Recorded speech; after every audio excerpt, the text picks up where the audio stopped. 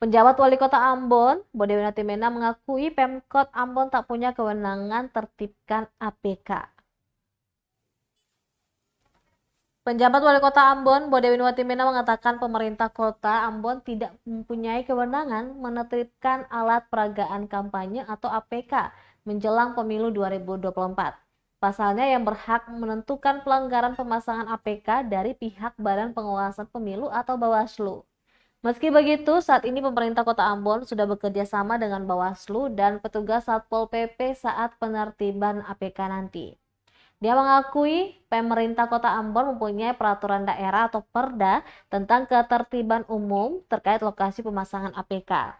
Pada intinya, lanjut Watimena, pemerintah bekerja sesuai aturan sehingga jangan dianggap berpihak atau sebagainya.